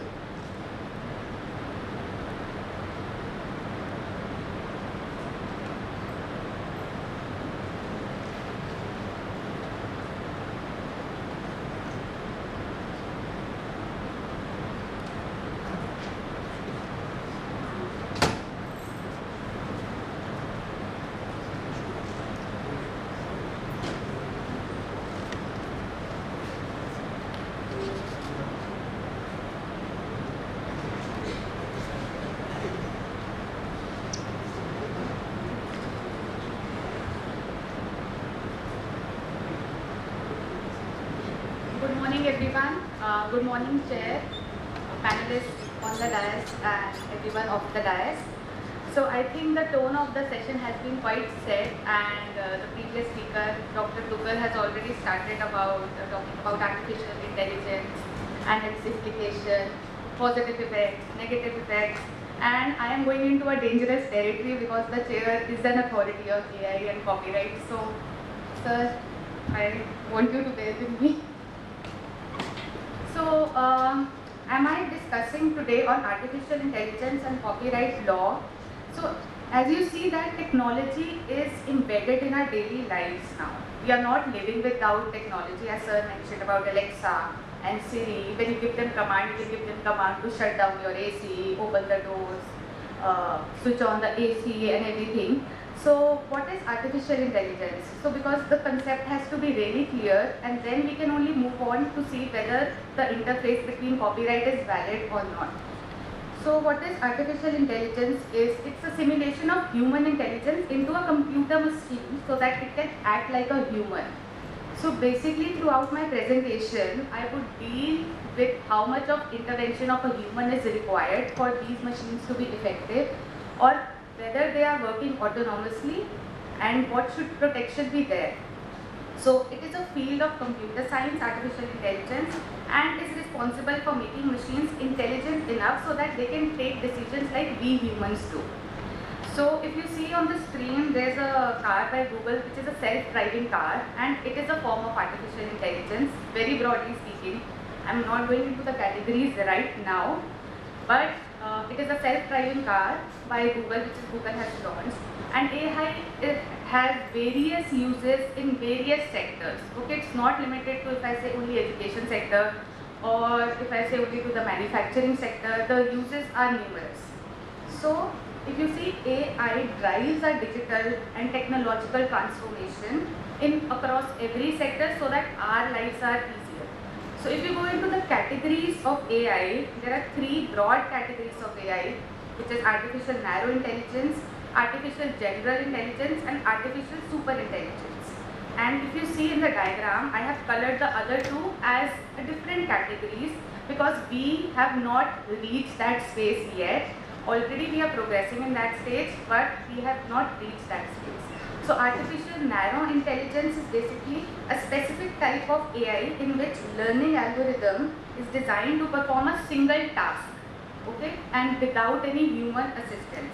So currently everything we have here, image generation softwares or disease mapping softwares or this self-driving car or generating music and everything, they all come under the artificial narrow intelligence. So what is this general intelligence and super intelligence? A single thread is going through all these categories, which is the human behavior. So if you analyze the human behavior and the human involvement in the creation of this AI, you will be able to categorize them. So in general intelligence and super intelligence, the human involvement has to be minimum, okay, and the machines are started to behave like humans. Okay, in general intelligence, we are performing, the machines are performing tasks which are equal to the humans. And in artificial super intelligence, basically artificial super intelligence is sort of a science fiction like you see in the movies and everything, and where the machines are already trained according to the general intelligence, they are behaving like humans. On artificial super intelligence, they have already surpassed that phase, they have already learned what the humans will do, and they have surpassed that phase, and their human intelligence and ability, they are going beyond that. So which is very dangerous to us also, and obviously we are not in that stage right now, we are in the narrow intelligence stage, everything we are doing right now is under the narrow intelligence stage. So you have to be very clear about the subfields of AI. You think the terms artificial intelligence, machine learning, deep learning, they are not synonymous to each other. There are various different meanings to each other. Obviously they are a part of, if you can see this Venn diagram, they are a part of each other, but how they are related, how they are made, we need to understand that thing also, because before analyzing what implications does it have on intellectual property rights. So if you see, artificial intelligence is an overarching system, machine learning is a subpart of AI, and deep learning is a subpart of machine learning. And deep learning basically works on neural networks, which basically forms the backbone of deep learning systems. So first of all, if you see machine learning is basically training computers to learn from data and improve their performances. So when you order from Amazon, if you have put in a certain request, you are searching for something, and then you see there are recommendations, like similar products are there, all these are machine learning. The software is learning from them. And if you see Netflix, if you see Amazon Prime, if you see a particular genre of a movie, and then you see the other similar categories movies are also stated there. So that is also the machine, the software has learned from your prompt, whatever you have searched, and they are giving you similar recommendations. So, and also the music streaming websites like a Spotify, you listen to one song which is a romantic song, and then what happens is you get a multiple list of songs which are romantic songs. So all of them work on machine learning. And then comes deep learning. So if you see the diagram below, it's a brain sort of a thing which is the deep learning, which is a subpart of machine learning, and it functions like a human brain. So there are multiple layers which are known as deep neural networks. They basically function like a human brain and are much complicated and work on several algorithms. So these deep learning softwares are there which work on artificial neural networks. So they are called ANN, and they send brain signals to each other in the form of neurons. And what is generally the difference between machine learning and deep learning is, in machine learning, if you put something, you have to correct it also. If you need, the human correction is required. But deep learning is more sophisticated in the form that it learns through repetition. So the outcomes are there through repetition and the human intervention is not there. So this is deep learning, and then comes the part generative AI, which is the most talked about right now. So generative AI basically refers to a category of artificial intelligence where you are generating content in the form of images, content in the form of audio, text, anything. And if you see this picture of a horse, I have generated this. This is not, I have not copied it from anywhere. I have generated it from an image generating software where I put in a prompt that I want a picture of a horse who is reading a case law. So this is the picture which I have got, and based on the generative AI. So how image generator works are basically, I give them a text prompt.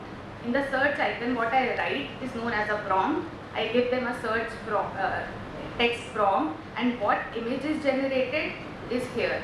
So these image generation softwares also work on deep neural networks, which is the form of machine learning.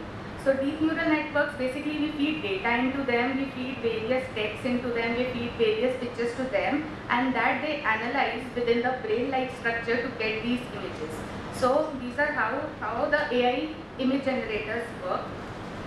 And what I was saying is, AI is not limited to any particular sector. It is spread across all the sectors. Be in education, you can use AI to draft your syllabus, to grade your students, to have personalized curriculum for each student.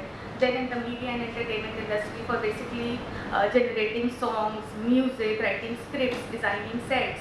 And for healthcare industry, to maintain the data of the patients and give personalized treatment to patients. And then in the manufacturing sector also, for creating maybe workflows, charts and everything. So it is not limited to any particular sector, it is spread across all the sectors. So before moving into the copyright, I just need you to understand basically what is the AI generation process, what you actually do while generating an AI. To create an AI, you first need to identify your business problem.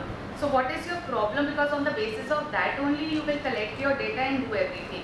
So you need to be really clear on what is your business problem, otherwise the data generated or the output generated will not be to your liking. So first of all, you will identify your business problem, then you will collect your data.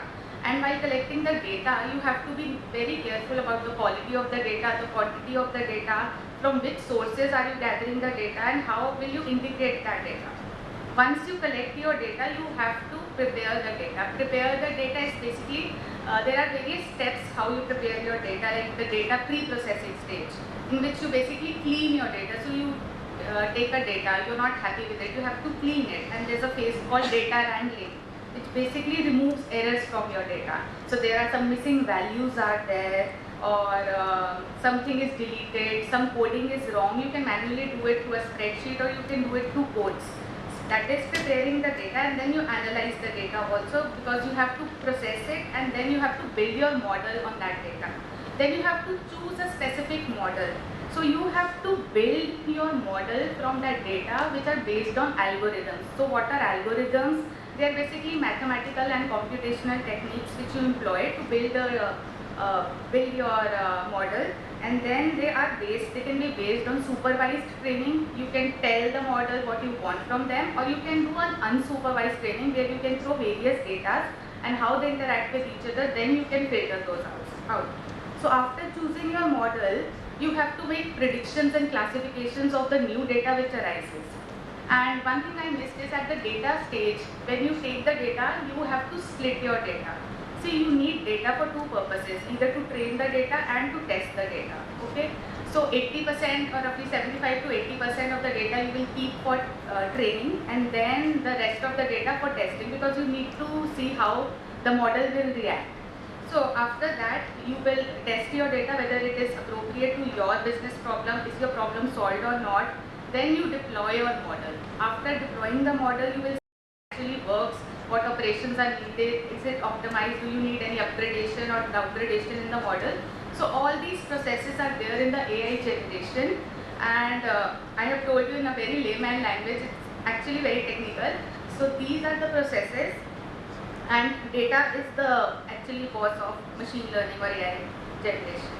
So now we move on to artificial intelligence and copyright. You have 2 minutes.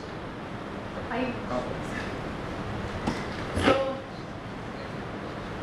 AI and copyright law. So I have told you we have to generate data, we have to solve the problem, and we see that we can generate from the generative AI various poems, songs and everything, and what we generate is basically subject matter of copyright. So copyright comes into play in that part, and the works produced specifically by copyright, I have categorized them into 2 categories. Works which are produced with the humans and which require the AI assistance, and works which are produced by AI autonomously. So with AI's assistance, obviously I can be the author of that work, but what about the works which are autonomously produced by AI? So there comes the question of the authorship of the work, okay? See, the copyright issues which may arise are, can you copyright output of an AI model? So when I'm putting a text that I want the image of a horse with studying case laws, then the image comes, who owns that image? And who owns the input which I have put, the prompts? And is there any legal constraint on the data I have collected? Is that data legitimized? From what sources I have collected that data? Who owns that data? Have I used proper licensing techniques to take that data? So they are the copyright issues which may arise from that. And the authorship dilemma, who will you assign the authorship? This is the big question in the interface of AI and copyright. Should we assign it to the artificial intelligence or the person who has made that machine, or the user who put in that prompt or the triggers that question, or no one? Or we let it be and let the data go into the public domain? So that is the dilemma of authorship. And this is a very famous case. I think you might be aware about this. This is the Naruto case. In 2011, Naruto had taken photos. This monkey has taken the selfie of himself, and the person whose camera was there, who sort of was taking the photo, claimed copyright in that. So PETA, on behalf of Naruto, filed a case in the United States, and as a next friend of Naruto, but the US copyright law that the Naruto should be the copyright owner of the selfie, but it was rejected and held that animals, although they have a constitutional standing, but they lack an equivalent standing to claim copyright infringement of a photograph. So here we can see that the animal cannot have a copyright authorship. And then moving on, this is a very latest case. It is based on the novel Zarya of the Dawn, if you can type it and see. So this basically raises the question that can you copyright what an AI model creates? So if I have prompted the AI model and what the result is, can I get copyright protection on it? So it is a very interesting case in which this author, Castanova, she put in a prompt to create images for her novel. So it is a typical novel with text and everything, but the images which are generated in this particular case are from a software called Midjourney. So what happened is the US Copyright Office first of all gave them the copyright, but later they reconsidered their decisions and they said that the users are not authors of AI generated images and cannot register the copyright in their name, even if they have actively participated in creating the prompt. As I said, prompt engineering and prompt curation is very important these days.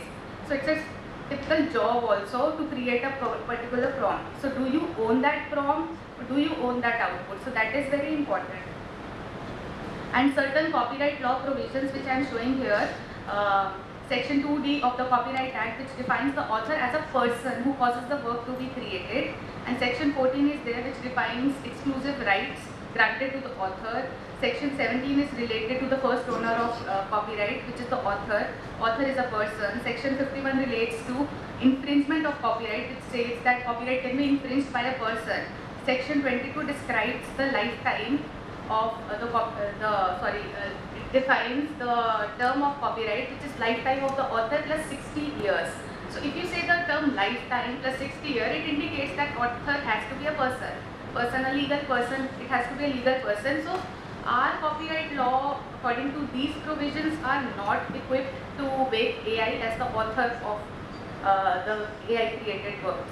So other question which is there is, can you use copyright protected data to train your AI models? So as you see, a lot of discussion has been happened on ChatGPT. So ChatGPT is basically trained on data. So when I asked ChatGPT in the boxes here, these are the answers which I got from ChatGPT only. That if your data on which you are trained is protected under copyright law, or have you acquired any particular license? I have given that prompt to ChatGPT. So they say that it's a mixture of licensed data, data created by human trainers, and publicly available data. So if the data is publicly available, publicly in the public domain, you don't need any permission to use that data. Otherwise, it has to be licensed. So, but it is not there. The claim is not entirely true, because there are recent cases against ChatGPT by a comedian, US comedian, Sarah Silverman, in which they have alleged that the ChatGPT is trained on the material of their novel. So 3 authors have filed that case, and on return, the OpenAI has recently, I think 2-3 days back, they have given their written submissions on the way that the data which has been used is come under fair use provisions. So fair use provisions are where you don't actually need permission to use the copyrighted material for purpose of research and everything. So they say that the work the ChatGPT is doing is transformative work. So transformative work is basically when you use the copyrighted work and create and transform it into another work, and basically you take inspiration from that work. So they are saying that it's a transformative use, and it's not infringing anyone, and even it's not vicariously infringing also. So the suit will go on.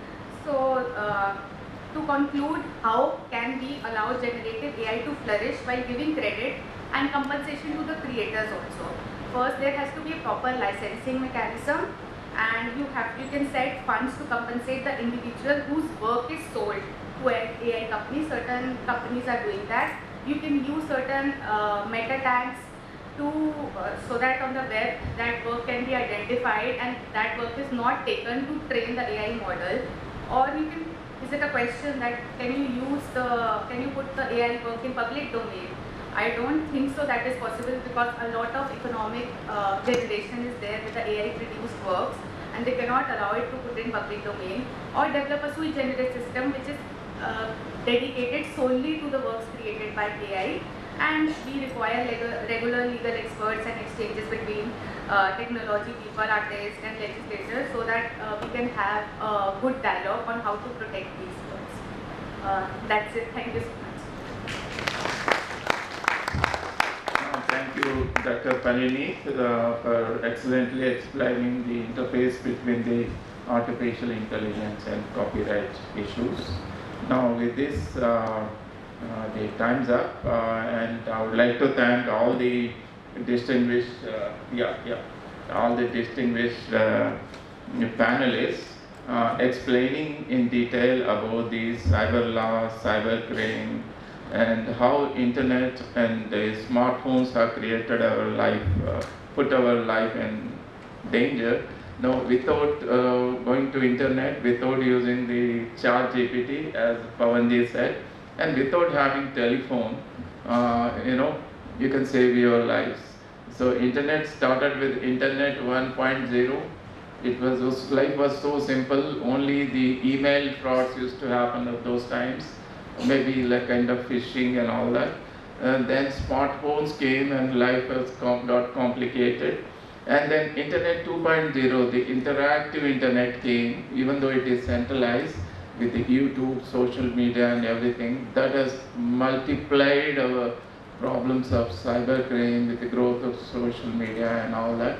Now, as Pawanji has rightly said, Web 3.0 is knocking at our doors. Even though that is going to be a decentralized internet going to be more dangerous. It may create havoc in our lives with the new kinds of cyber crimes and cyber security issues.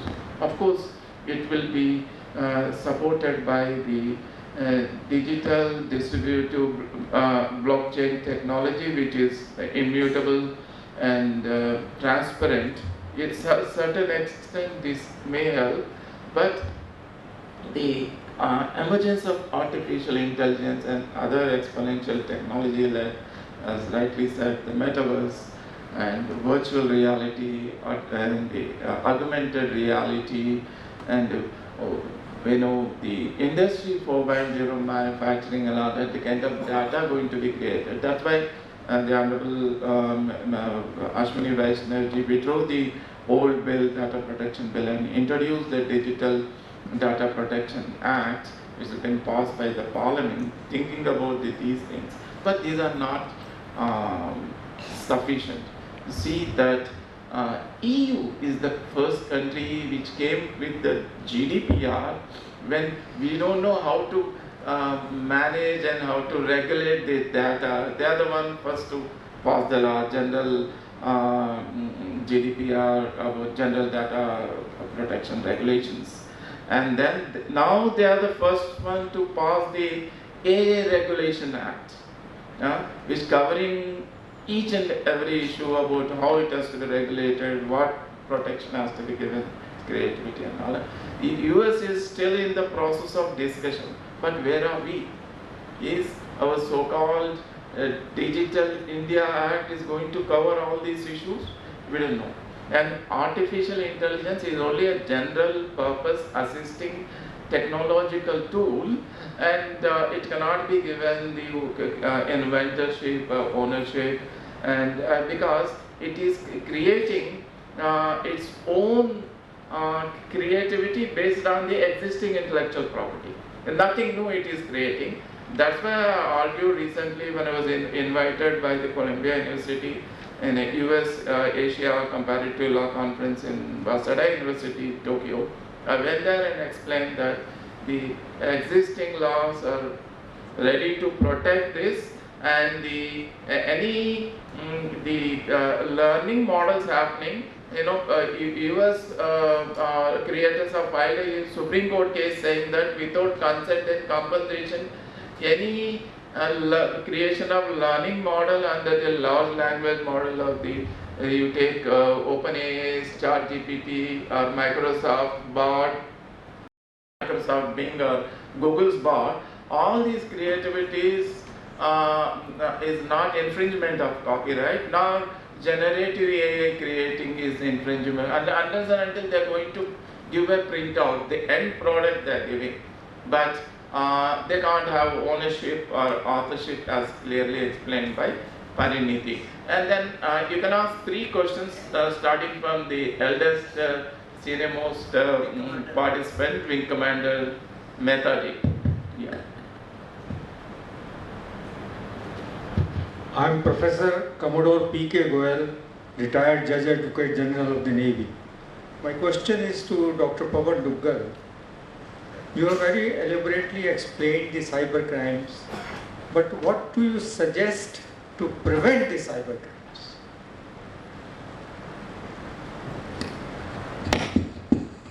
Sir, cybercrime is like a tsunami. It's coming. So the best way to protect yourself is try to calm yourself in a cocoon. So ideally, let's stop sharing information to every Tom, Dick and Harry. We must share information on a need-to-know basis. We must try to have regular backups of all our devices, because we think that because this is with me, this is 100% safe. Sorry. breaking this or hacking this is a child's play. So if we can have adequate backups, it helps us to be more cyber resilient. So there are only two kinds of people, sir, in the world. One who know that they have been a victim of cybercrime, and one who don't know that they have been a victim of cybercrime. So if that be the case, the important stuff is not to get panicky, but to be prepared for it. And therefore, if you have appropriate backups, that helps you to become cyber resilient, to come back to a state of normalcy as quickly as we can. Also, we should not be part of the great Indian vomiting revolution. We should not be vomiting data. We should have adequate protection of our devices, whether it's a phone, a good antivirus, or a firewall. But ultimately, sir, it's all that you can do. You still cannot prevent the tsunami from coming in. The important thing is, when tsunami comes in, lie down to the ground and wait for the tsunami to finish up. That could be one thing. So if we have our control on our assets, then that's a good starting point, because even after the attack, I can try to come back to normalcy, but our sharing, trusting people with passwords, with the user IDs, with credit card numbers, has to be now the thing of the past. So it's all about due care, called due diligence, that you'll have to do. That's the only way that you can do that. It's something like you're going onto the road, you've taken appropriate protection, you worn the helmet, you got your kneecaps, you've done everything. Despite all that, if somebody still hits you, then the chances of damage to you or injury could be reduced to the bare minimum possible. So my job is just to say, let's be prepared for that attack, and if that happens, ensure that our loss is minimized. Otherwise, sir, it's bound to happen. Everybody is now in this entire ecosystem, and because problem is we have data inputs and we have data entities, we are generating data, our data becomes of tremendous value, sir. So don't think, sir, that you're a retired professor, you're not of value. You are a distinctive data objective. You people want to target you. They want to look at, get your monies out of your pocket, out of your bank account. So let's try to be very, very careful when we do our internet banking transactions. Have very low limits as far as our credit card limits are concerned. Basically, normal due diligence that we'll have to do, sir. Thank you. The best way to protect is multiple protections, password and your fingerprinting and everything you need to do. And yeah, please. I just want to make a quick comment on that. You know, there was a term, I don't know, excuse me. There was a term that one, you know, I probably read somewhere, computer hygiene, maintain computer hygiene, which means that you take protective measures in the form of, you know, the virus, the antivirus softwares. Do not trust everything that comes. Be suspect. And there are many WhatsApp forwards.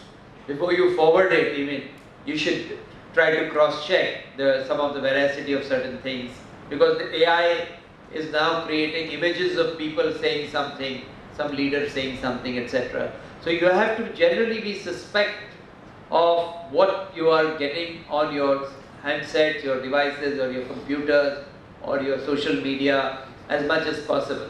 It's how you protect yourself, just the way you would protect yourself outside, just like Pawan was saying about your passwords, your OTPs, etc. So you have to maintain a computer hygiene, or you know, media hygiene as it is called. And I think somebody should write a little booklet, Pawan, which or guidelines which says how you should protect yourself against some of these. In fact, I was recently on a phishing attack where I thought I was purchasing something from IKEA, and somebody had created that on social media, and I paid the money to somebody else, and now it's impossible to recover that.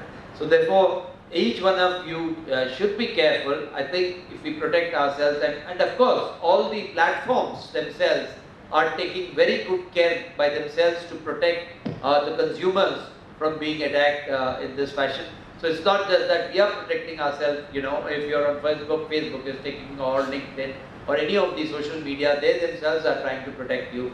So it's a combined effort, and it's an individual effort as well. Thank you. Please identify yourself and ask. I'm Saju Jacob. I'm a practicing lawyer at the Supreme Court, as well as a European lawyer, a practicing lawyer with office in Europe, and also a professor of practice in international law. I'm asking these questions out of my experience. And secondly, I don't use ChatGPT, and I have to ask these questions only to the experts. So I am compelled to ask these questions. Thank you very much. So, Dr. Raghavendra has rightly said that Europe has introduced GDPR, and it denotes exactly General Data Protection Regulation 2017, whereas our DPDP says it is Digital Personal Protection Act. So my question is, if our act is only, it only protects digital personal protection, or it also protects the physical personal data? Number one, I think it is for Mr. Maheshji to answer. And number two, this act, I have gone through the act as well, and I am also writing an article on it. It doesn't envisage any physical punishment or imprisonment. I will explain. Germany and GDPR has envisaged heavy punishment as well as physical penalty and jail imprisonment. German Telecom managing director has leaked 1 lakh data, and he has to sit for more than 5 years in jail apart from the payment of penalty. And that's why I'm asking if our act does envisage such kind of penalty. And the question is whether source code will be source code, you know the source code of the software, as well as the server being located in India. Many international Indian companies get their data located in India. But what will happen if they again forward this data to some other company or to some other private entity?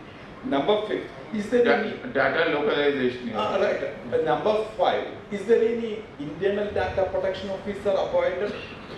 And whether he is reportable to the external data protection, as GDPR rightly said, because that is a when you are asking so many questions there. Sir, I will We'll take another 15 minutes lecture. No, I'm asking only this question. Yeah, we don't have time. I'll tell you in briefly that Digital Protection Act, Data Protection Act, not only covers the online data, also the physical data digitized and converted into online data. It covers everything.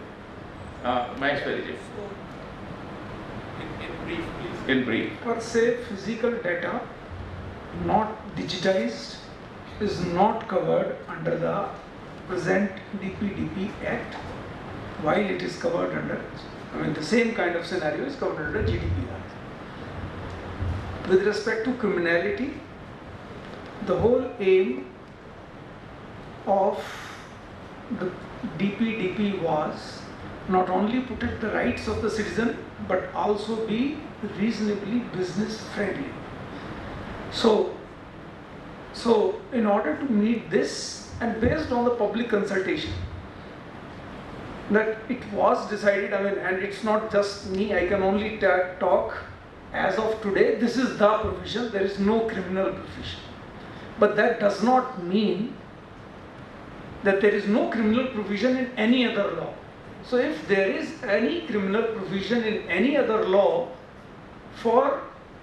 so that will apply, and I can simply just give an example of section 72A of the IT Act, which continues to remain valid. And the third thing which you talked about, which was with respect to tampering, sort of source code, for which even today section 65 of the IT Act continues to be valid and has a criminal provision. So that's all. Thank you. Your question.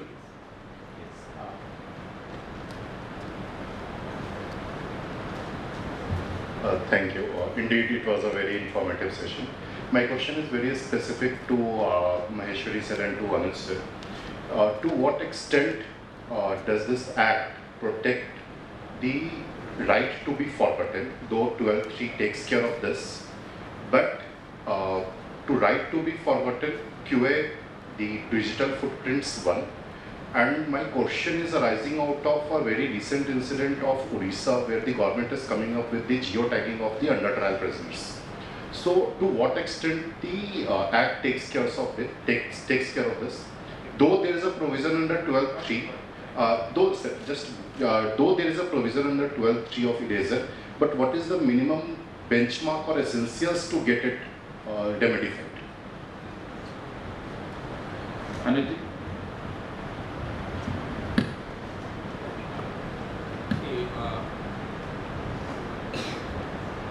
Right to forgotten is a fundamental right, which is very well reflected into this law. Now, as far as the individual case is concerned, it has to be seen in the light of the legality. For example, under trial prisoners, etc., their jail is fine, nobody bars it, and this law is not exclusive or top of it. It says in consonance with other laws. So anywhere the government can justify that it is very much important and we want to tag these. And also we must understand that this is a new law, or this is a new concept rather. So I think some PIL, some WPs, and we will settle it in time. My understanding of my first Digital Data Protection Act, it does not cover right to be forgotten. It does not cover right to data portability. These are the two issues which has been discussed a lot. The last question, please. Yeah. First young lady, then followed by. Good morning, sir. My name is Jivantika Gulati, and I am currently pursuing my PhD in cyber law from National Law University, Aurangabad.